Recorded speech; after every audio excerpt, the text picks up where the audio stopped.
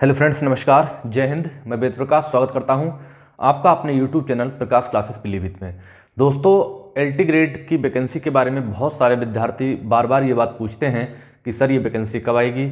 और जीआईसी प्रवक्ता, ये दो भर्ती युवाओं के लिए जो इस बार टीजीटी, पीजीटी, एलटी ग्रेड या जीआईसी की भी तैयारी कर रहे हैं, उन सभी के लिए ये वैकेंसीज बहुत ज़्यादा महत्वपूर्ण है। क्योंकि 2022 में आपके टीजीटी, पीजीटी के फॉर्म भरवाए गए थे और उन भर्तियों के अभी तक कोई भी एग्ज़ाम्स नहीं कराए गए हैं। यानी कि सरकार इन एग्ज़ाम्स को गंभीरता से नहीं ले रही है। विद्यार्थियों के भविष्य के साथ बहुत बड़ा खिलवाड़ किया जा रहा है। क्योंकि मैं ये देख रहा हूँ और आप सभी लोग भी देख रहे होंगे कि किसी भी भर्ती का विज्ञापन निकालने में भी बहुत ज़्यादा लेट लतीफ़ी करती है सरकार। और कहीं ना कहीं अगर विज्ञापन निकाल देती है तो फिर एग्ज़ाम्स कंडक्ट कराने में बहुत ज़्यादा लेट किया जाता है। लेकिन अगर चुनाव परिणाम की बात हो तो चुनाव परिणाम सरकार के हाथ में है और वो जब चाहे तब उसे करवा लेती है। लेकिन विद्यार्थियों के कैरियर के साथ वो बहुत बड़ा एक छलावा कर रही है। तो इस समय सबसे ज़्यादा अभ्यर्थी ये बात पूछ रहे हैं कि सर टीजीटी, पीजीटी का एग्ज़ाम कब होगा और एलटी ग्रेड, जीआईसी की भर्ती कब आएगी।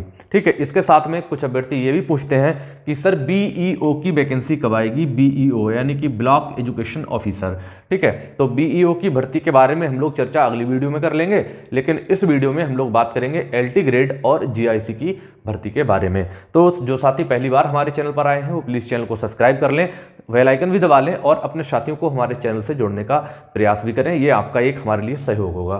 ठीक है, इसके बाद हम लोग बात करते हैं देखो भर्ती की। तो सबसे ज़्यादा प्रश्न बच्चों के द्वारा ये पूछा जा रहा है कि सर वैकेंसीज अभी तक क्यों नहीं आ रही हैं। ठीक है, तो हम आपको बता दें कि एलटी ग्रेड की वैकेंसी क्यों नहीं आ रही है। बेटा, ये बहुत ज़्यादा लंबा वीडियो नहीं होगा, एक छोटा सा वीडियो है, तो बगैर स्किप किए हुए पूरे वीडियो को समझिएगा जरूर। क्योंकि जब आप पूरा वीडियो समझेंगे तो आपका कोई भी डाउट नहीं रहेगा। ठीक है, इसके बाद भी अगर कोई डाउट रहता है तो आप कमेंट करिए और हम आपके कमेंट का जवाब तुरंत देंगे भी। ठीक है, जैसे ही समय मिलेगा मैं तुरंत आपके कमेंट का रिप्लाई करूंगा। ठीक है, चलिए हम लोग बात करते हैं वैकेंसी क्यों नहीं आ रही है। ठीक है, देखो एलटी ग्रेड की वैकेंसी इसलिए नहीं आ रही है, एलटी ग्रेड या जीआईसी दोनों की भर्तियां इसलिए नहीं आ रही हैं। सबसे बड़ा जो विवाद है वो अहर्ता को लेकर है। ठीक है, अहर्ता यानी कि आपकी योग्यता को लेकर एक सबसे बड़ा विवाद यहाँ पर चर्चा का विषय बना हुआ है। क्योंकि सरकार जो चाह रही है वो ये चाह रही है कि जो एलटी ग्रेड की वैकेंसी होती है और जो टीजीटी की दो वैकेंसियाँ होती हैं, लेकिन दोनों जो हैं सहायक अध्यापक के लिए होती हैं, यानी कि हाई स्कूल और 9th 10th के बच्चों को पढ़ाने के लिए। ठीक है, और दोनों में अहर्ता संबंधी कई सारे विवाद हैं, कई सारे विषय हैं, जैसे म्यूजिक का विषय है, कला का विषय है या जीव विज्ञान का विषय है। तो यहाँ जो है अहर्ता को संबंधित कुछ पेच फंसा हुआ है। तो सरकार सबसे पहले तो ये चाह रही है कि टीजीटी और एलटी ग्रेड दोनों की जो अहर्ता संबंधी है, योग्यता संबंधी जो विवाद है, उसको खत्म कर दिया जाए, दोनों में एक जैसी कंडीशन हो जाए। वैसे ही सेम कंडीशन पीजीटी और जीआईसी प्रवक्ता को लेकर है। क्योंकि दोनों टीचर जो होते हैं काम सेम ही करते हैं, बस थोड़े स्कूलों में अंतर होता है। ये जो पीजीटी के स्कूल होते हैं वो सहायता प्राप्त होते हैं और जीआईसी या एलटी ग्रेड के जो स्कूल होते हैं वो राजकीय स्तर के होते हैं। ठीक है, बाकी कार्य दोनों का एक ही है, हाई स्कूल और इंटर के बच्चों को पढ़ाना। ठीक है, वही सेम कार्य यहाँ पर रहता है। तो सरकार ये चाह रही है कि दोनों में अहर्ता संबंधी विवाद को समाप्त कर दिया जाए, आगे से योग्यता दोनों में समान रहे। सबसे बड़ा पेच तो ये है जो जानकारी मिल रही है उसके हिसाब से भी। ठीक है, दूसरा पेच एलटी ग्रेड में ये है कि जो एलटी ग्रेड की वैकेंसी भर्ती हुई थी उसमें हिंदी विषय की अभी भी 200 रिक्तियां खाली हैं, 200 पद खाली हैं।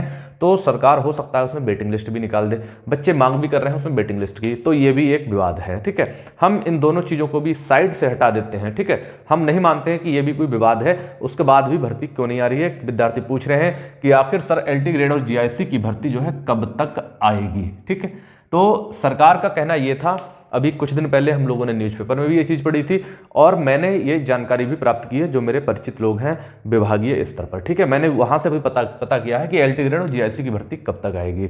तो पहले तो एलटी ग्रेड और जीआईसी की भर्ती जो है मार्च अप्रैल में आने की पूरी संभावना थी। ठीक है, और अभी भी वो लोग यही कह रहे हैं कि हम अप्रैल में इसका नोटिफिकेशन जारी कर देंगे। लेकिन मैं आपसे गलत नहीं कह सकता कि मैं आपसे कह दूं बेटा कि मार्च लास्ट में या अप्रैल में आ जाएगा, ऐसा कुछ नहीं है। मेरी जानकारी के अनुसार मुझे ऐसा लग रहा है कि आपका एलटी ग्रेड और जीआईसी का जो नोटिफिकेशन है वो मई से जून तक आ सकता है। ठीक है, मई से जून तक आ सकता है, ये चीज़ आप लोग समझ लीजिए। मार्च अप्रैल में आ जाए बहुत अच्छी बात है, मार्च अप्रैल में आ जाए बहुत अच्छी बात है। मैं धन्य मानूंगा सरकार को कि उसने कहा और उसी हिसाब से नोटिफिकेशन जारी कर दिया। लेकिन मुझे कहीं नहीं लग रहा मैं आपसे कहूं कि हाँ मार्च और अप्रैल में आ जाएगा। मैं ये कह रहा हूं कि मई और जून तक आपका एलटी ग्रेड और जीआईसी की भर्ती आ जाएगी, ठीक है। इसीलिए आप लोग अभी से तैयारी में लग जाइए। आप जहाँ भी कोचिंग कर रहे हो, जहाँ से भी ऑनलाइन कोर्स ले रखा हो, अपने जहाँ भी सेल्फ स्टडी कर रहे हो जिस तरह से, लेकिन बेटा पढ़ते रहो कंटिन्यू, ठीक है। दूसरी चीज़ बच्चे ये पूछ रहे हैं कि सर पदों की संख्या कितनी होगी, ठीक है, पदों की संख्या कितनी होगी।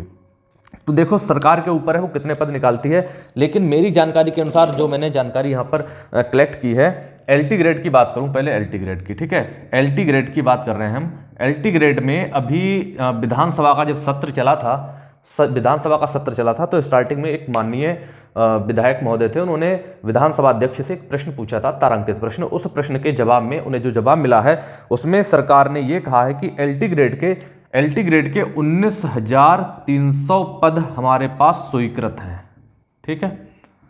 19,300 पद एलटी ग्रेड के स्वीकृत हैं, जिसमें से 6,365 पद जो हैं हमारे पास रिक्त हैं, यानी कि खाली पड़े हैं।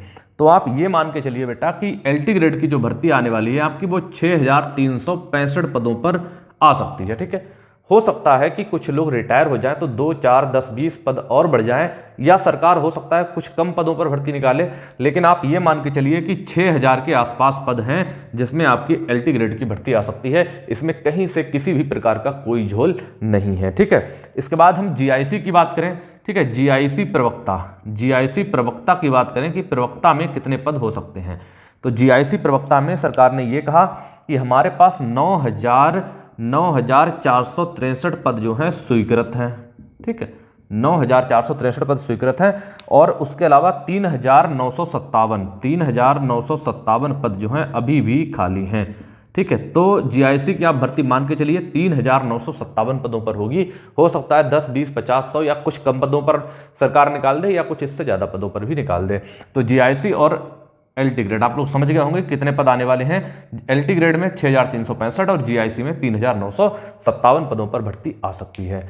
इसके बाद बच्चों ने पूछा है कि सबसे बड़ा प्रश्न ये कि सबसे पहले कौन सी भर्ती आएगी, एलटी ग्रेड की भर्ती आएगी या फिर जीआईसी की भर्ती आएगी, ठीक है।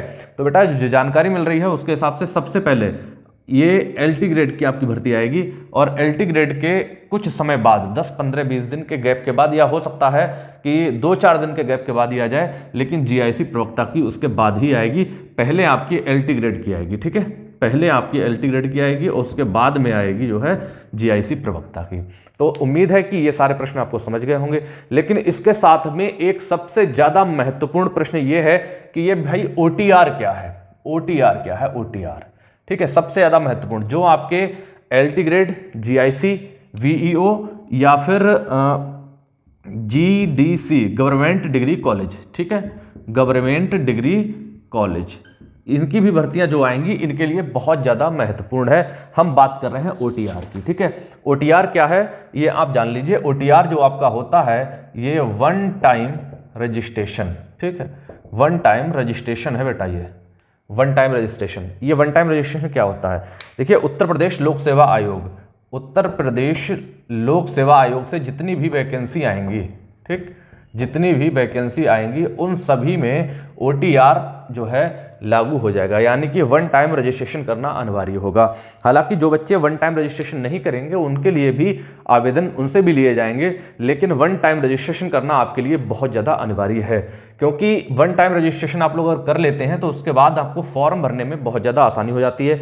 वन टाइम रजिस्ट्रेशन होता क्या है, जब आप एलटी ग्रेड की भर्ती आएगी और आप लोग आवेदन करेंगे तो वहाँ पे वन टाइम रजिस्ट्रेशन आपका मांगेगा, ठीक है, तो वहाँ आपको बहुत ज़रूरत पड़ेगी। इसके अलावा जीआईसी की भर्ती आएगी, जीआईसी प्रवक्ता की भर्ती, तो वहाँ पर भी आपसे मांगा जाएगा, तो वहाँ भी आपको बहुत ज़्यादा ज़रूरत होगी।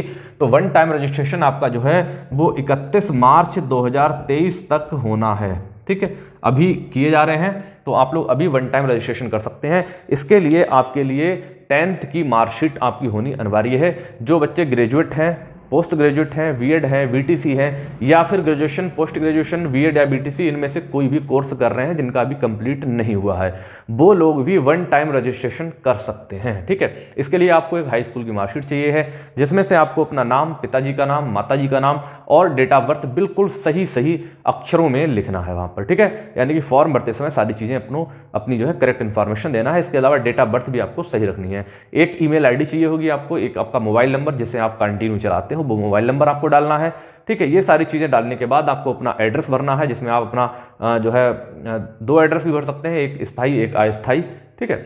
और इसके बाद आप अपनी क्वालिफिकेशन संबंधी जितनी भी आपके पास योग्यताएं हैं, जितनी भी आपके पास इन्फॉर्मेशन है, वो सारी इन्फॉर्मेशन एक एक करके आप वहां पर फिल कर देंगे। तो 1 टाइम रजिस्ट्रेशन करने के बाद जब भी कभी आप किसी भी जो है उत्तर प्रदेश लोक सेवा आयोग के द्वारा जब भी कभी कोई वैकेंसी आएगी, चाहे वो LT ग्रेड की हो, GIC की हो या फिर VEO की हो, कोई भी वैकेंसी आती है तो वहां पर आपको बार बार रजिस्ट्रेशन नहीं करना पड़ेगा। हो सकता है कि कभी कभी साइट बहुत ज़्यादा बिजी जाती है, हम लोग फॉर्म नहीं भर पाते हैं, तो ऐसी कंडीशन में आपको 1 टाइम रजिस्ट्रेशन से रजिस्ट्रेशन नंबर डाल के आपको सीधा फॉर्म फिल हो जाएगा, वहीं आप फीस सबमिट कर देंगे और आपका फॉर्म भर जाएगा।